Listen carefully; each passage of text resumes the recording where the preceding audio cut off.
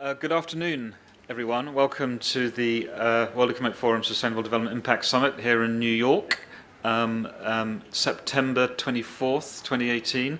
We've got a very, very exciting half an hour of discussion ahead of us. It's a kind of rather unique moment for us. We provide the Impact Summit as a platform for collaboration and for innovation to bring together the best there is out there to harness what we've termed the fourth industrial revolution here at the World Economic Forum, together with systems thinking and new forms of collaboration between public and private, between academic institutions and businesses, to really drive forward innovation and new thinking to deliver on the Sustainable Development Goals.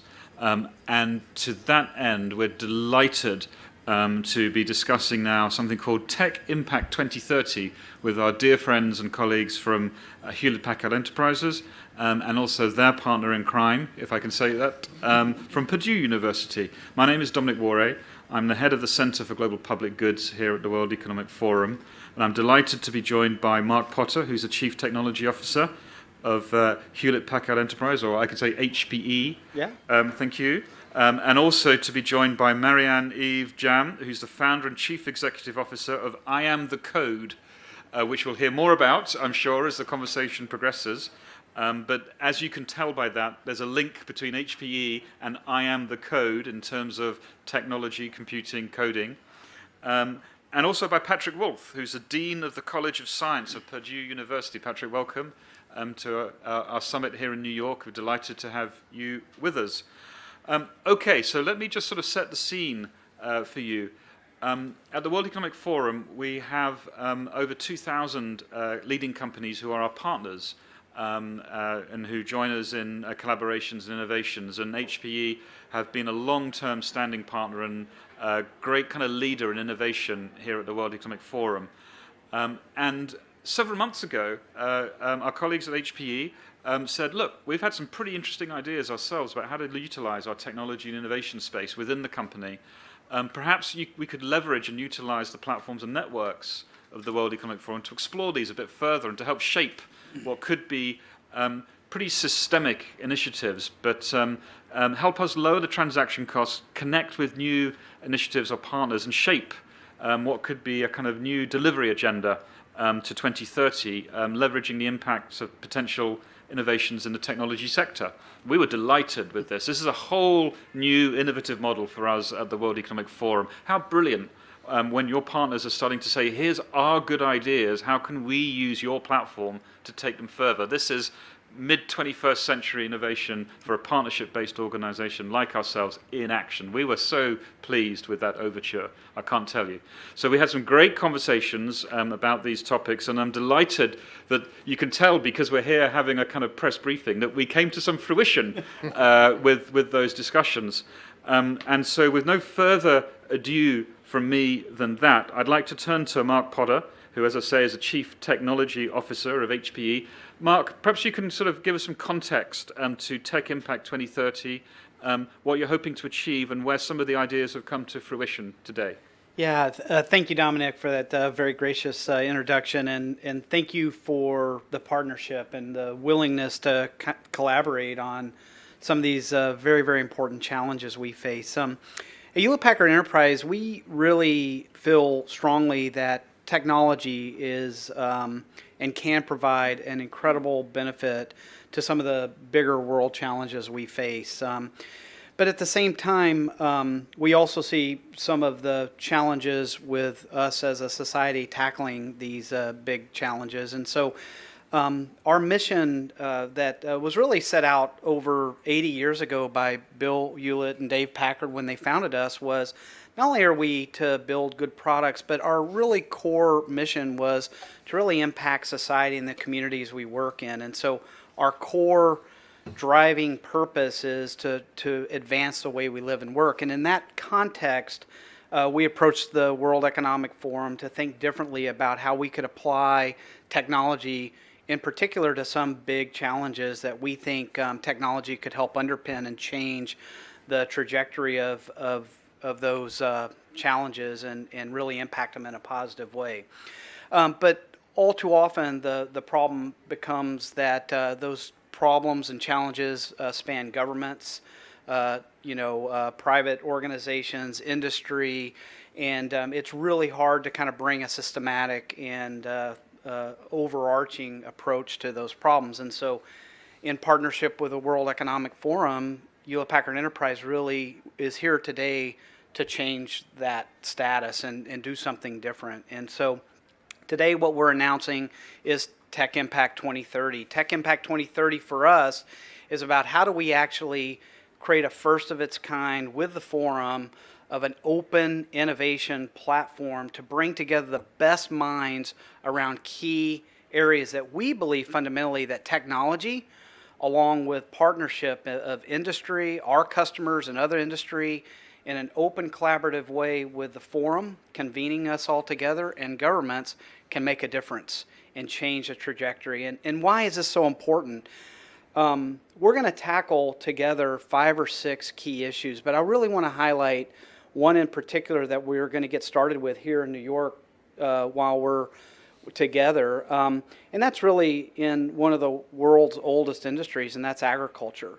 If you look today and at the stats and the situation we're in, according to the United Nations, looking at this, we have over 800 million people today that are undernourished. And if you look at just at a finer level, over 2 billion aren't getting the kind of nutrients they need to develop appropriately. And so it's a big problem. But if we fast forward and think about Tech Impact 2030, in 2030, we're going to have over 1 billion more people on planet Earth. And if we go out to 2050, we're going to have almost 10 billion people. And it's estimated by the United Nations that we need about 70% more food just to feed that population.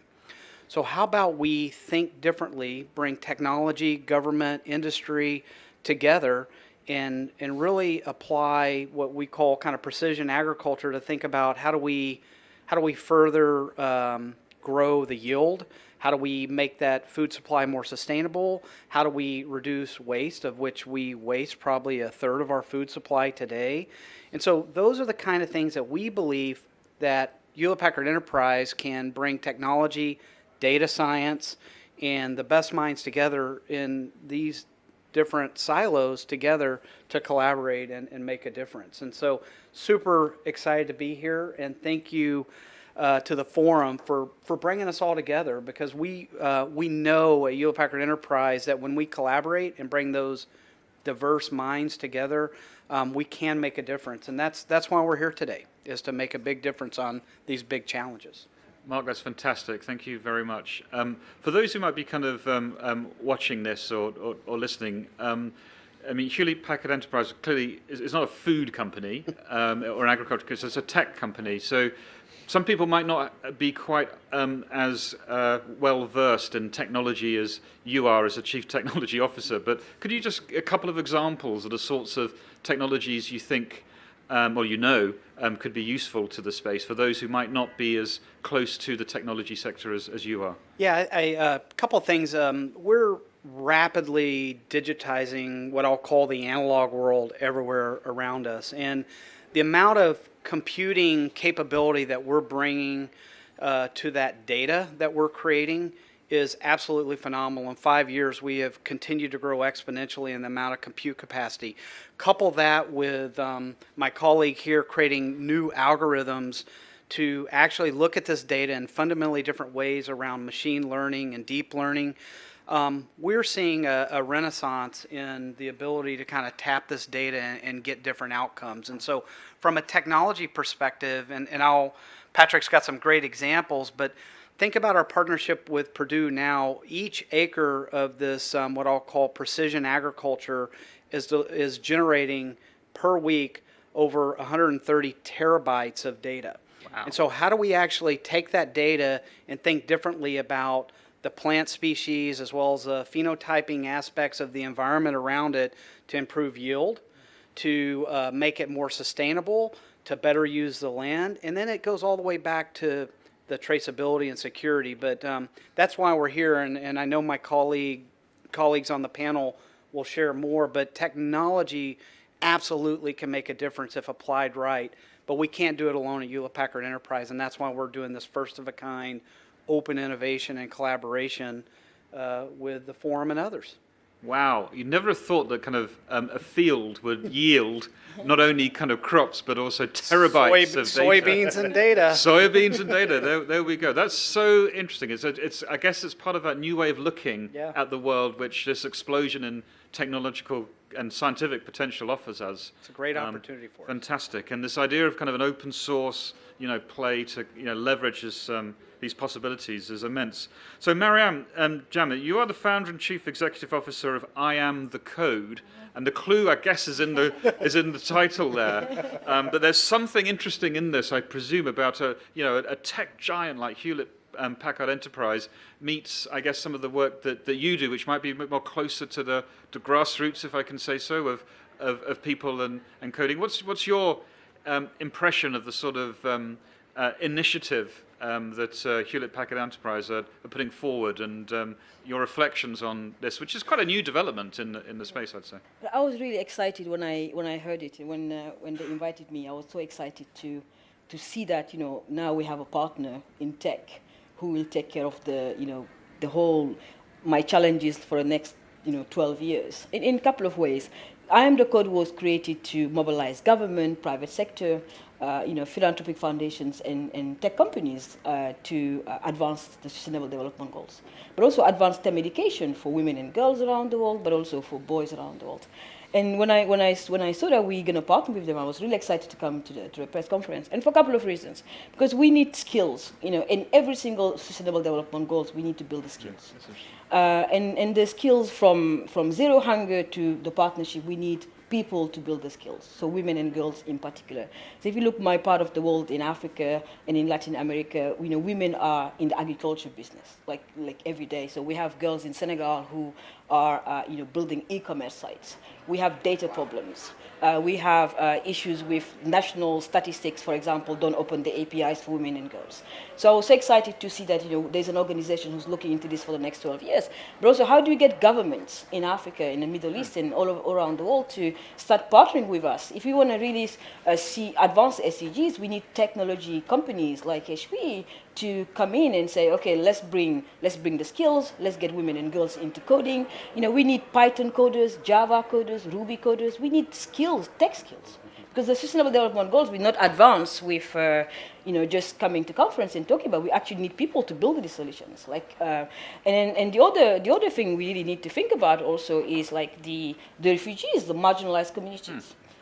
Who are not eating well, and so how do you create nutrition platforms or even have curriculums or ways of educating these people to understand? So HP have got everything, the software and the hardware. They can do that. And we just came back from Kakuma a couple of weeks ago. For example, they don't even know how to. Even printing, they don't know how to print their documentations. So I was thinking we could even bring some HP, materials, hardware into the camp for where girls can do some photocopying. Those are skills they need as well. And so there are many ways I think we can build the future skills, look into the fourth industrial revolution, advance Sustainable Development Goals, but have technology at the heart of it. And I think the software, the AI you talk about, even build the blockchain platforms. I mean, if you want to see transparency on the Sustainable Development Goals. I mean, at the moment, we are 3 years down on it right now, and we have 12 years to go. And HP, this Tech for Impact could help us, all of us together, to create a blockchain platform where we are transparent. There's transparency. Nobody owes anything. Because when in 2015, when the 193 government came to rectify the goals, it was like it's for all of us. Everybody's involved. But at the moment, we are working in silo. Everybody's trying to claim credit for the SDGs. So I think that the blockchain platform, and I think HP is this Tech for Impact is the best platform right now for us to, as a forum, and we have this, the fact that we mobilizing the multi-stakeholders to come to conferences like this to actually come up with an idea where we can build a blockchain platform where every single goal is transparent. We can include marginalized communities, girls in slums, girls in refugee camps, boys everywhere. And so by 2030, we can sit down, come back here, and show our impact. Wow, Marianne. Anybody who's watching this, their kind of heads are now spinning with the possibilities of Tech Impact 2030. Don't want to put any pressure on Hewlett Packard Enterprise. But it's so fascinating. I mean, what you said there, I mean, there's so many dimensions to this, which probably people just don't quite think about. I mean, for example, the gender dimension, you know, and the kind of women and coding element, or how many women are farmers, and access to data, which otherwise might not have been, it might have been held by a government or an institution or other men. And the possibilities it creates when it's transparency, and then how that will relate to economic gain and commerce and all sorts of things. And it's fascinating. I guess, Mark, I mean, this is sort of, as you were brainstorming in Hewlett Packard Enterprises, some of these kind of, you know, you follow the chain of logic down some of these, and who knows where it gets to. We like to call them, we often tackle big missions as we all are used to, but we kind of call, you head true north. And you know along the way, if you're collaborating and bringing these diverse ideas in, you'll get stronger. And you'll find your way and you'll adjust along the way. But it's very, very important we do it in an open, collaborative way. And I love your comment about blockchain kind of opening up and freeing people from the centralized model and allowing people to commerce and do things that they've been prevented from doing in the past. And it's liberating, and so we're excited to be able to partner. We don't 100% know exactly all the steps, but we know we're headed in the right direction, and we know that technology will play a key point. But we also know, based on our 80-year history, that we can't do it alone, and we're going to collaborate. And we need that diversity of thinking, and we need everybody to be in the same room for all of us to win. And so that's what we're excited about. Marianne, there might be people who, you know, are more, shall we say, kind of traditional in how they think development should happen. And they might think, oh, you know, there should be aid from a country and there should be a project. This doesn't sound like that at all. But the possibilities that you just sketched out sounded so exciting. What would you sort of say to those people who think that this all sounds too new and that's not how we should do it, you know? I mean, that's a very good question, but I think if you just look into the SDGs right now, where we are, and you know, I've been to many of the conference in rooms, and I've been looking at, but what we didn't have this HP, we didn't have a tech company taking ownership of this. Right. That's the first thing. That's why we should all get excited about this.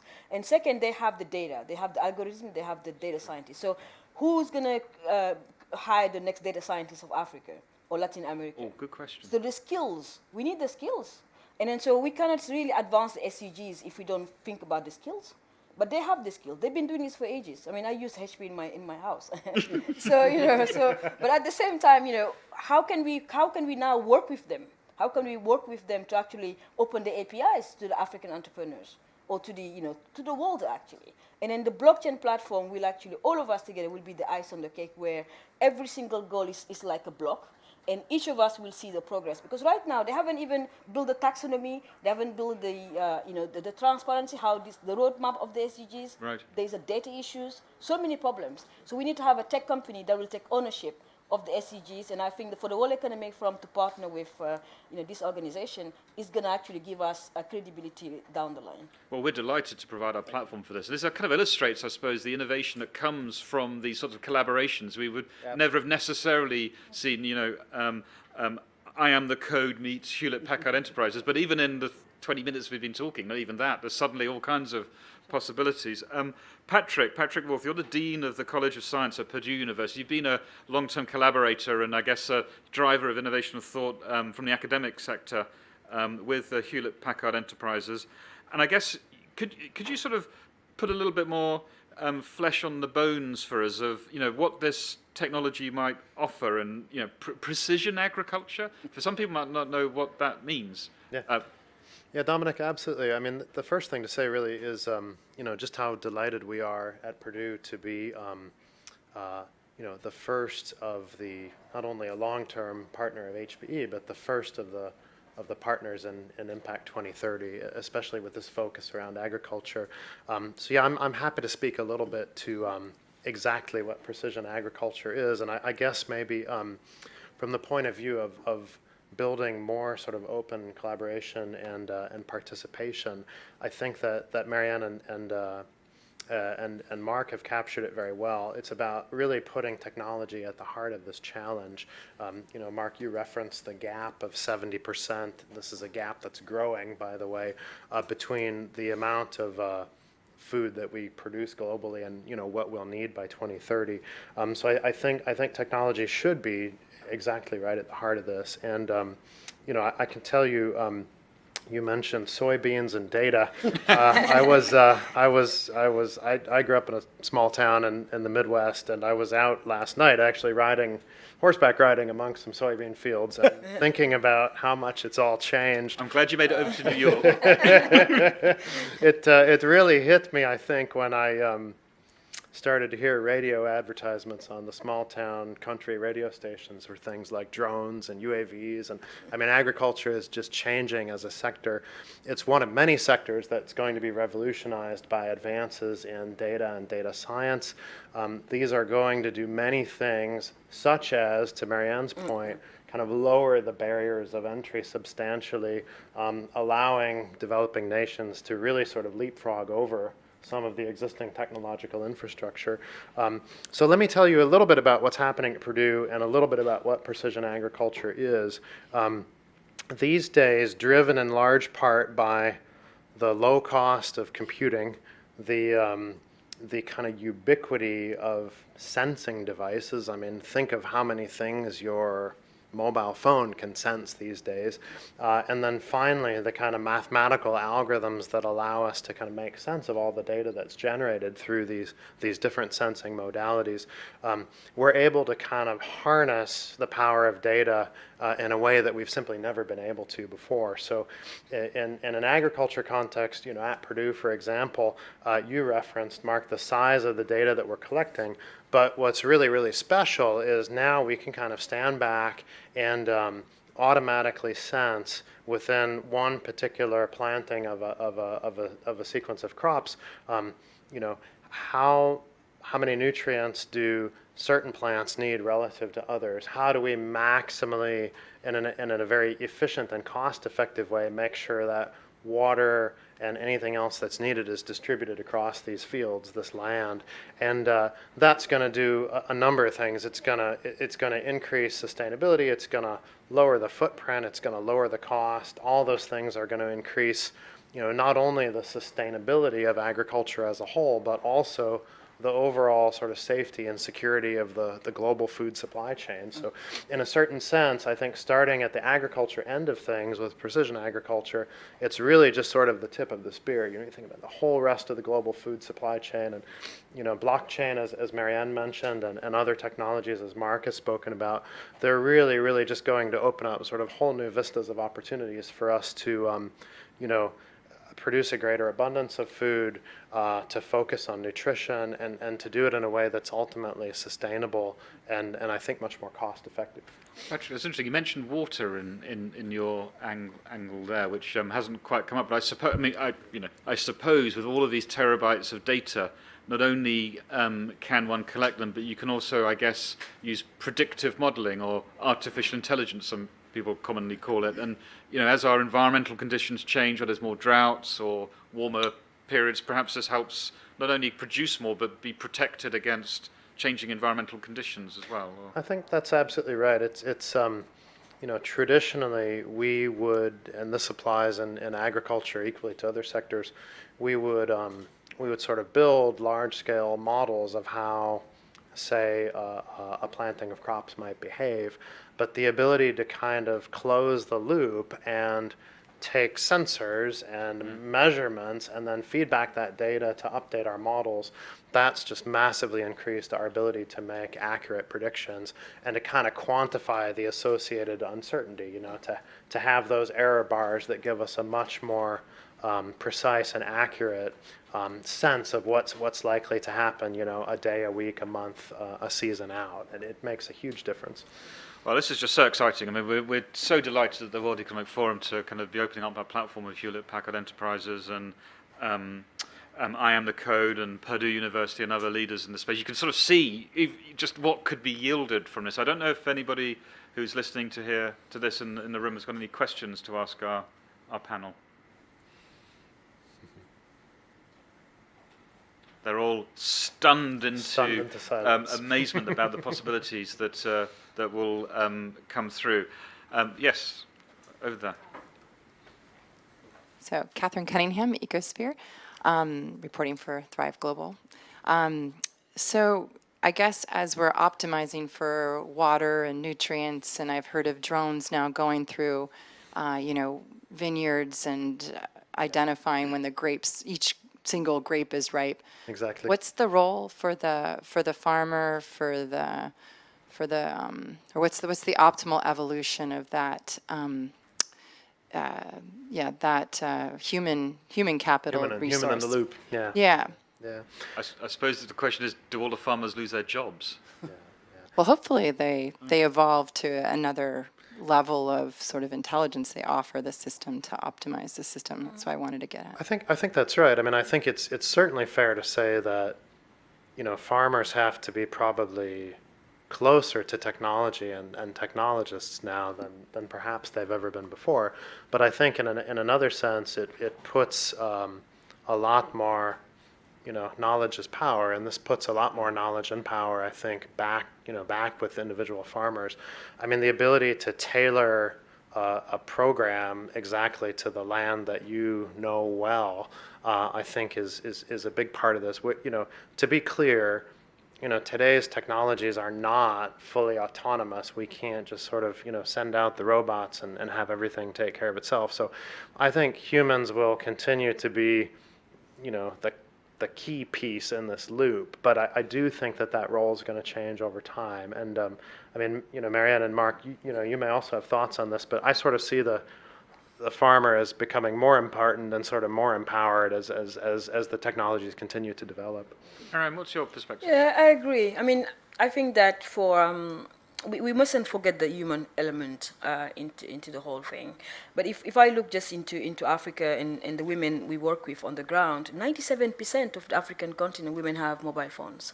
But one of the things, for example, we don't have is the skills. And I think one of the things HP could bring in your skills, is the skills or mentors who can go on the ground and mentor these farmers, because they lack actually the knowledge and the skills. Those are kind of like key. And they also lack, partnership, people that could go on the ground and teach them how to do certain things. So I'm not worried about the, people are very worried about the drones and the robot, all of that. But I think, Africa is adapting. Kenyans are adapting. Burkina Faso, they're adapting. Senegal, my country, they're adapting. But we need the technologies companies to go on the ground and talk to these guys and these women. In Senegal, for example, we have young women into our mentorship program who are now using the local product to build their own e-commerce sites. They didn't have, for example, one of the influence we can have this initiative can have is to actually talk to government to open the APIs to the women. Telecom companies, GSMA is here, they can do that. And so the farmers, I'm not worried about them, but I think, we of course, if we're not careful, we should leave, we can leave them behind. But I think this sort of initiative is actually there to, for example, us, we're now in 61 countries. We've taught 11,000 girls how to code just within 2 years. And so this data can be used straight away, all of that. So I think we can just redefine the way we work and take this initiative as a way, thinking the next 12 years, what do we want to do? What do we want to achieve as a team? And how can we collaborate with these amazing people on the ground? Yesterday I saw a young woman from Paraguay, for example. He became the Sustainable Development Goals young leader. So in her country, she's working with farmers. So we just need to go to the people. Technology should go to the people now.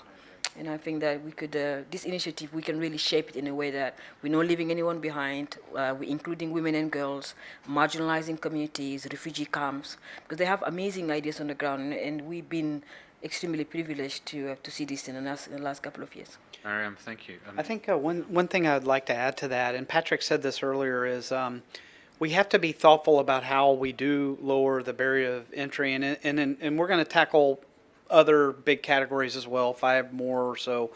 But in this one in particular, how do we actually enable the small farm to be successful? How do we lower that risk?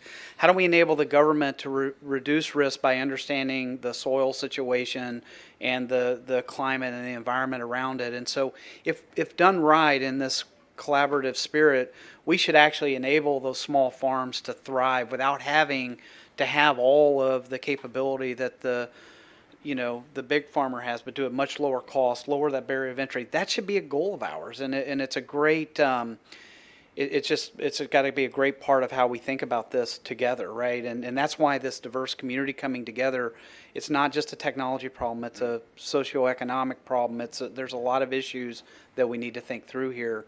And I'm just really excited because we can make a real positive impact here.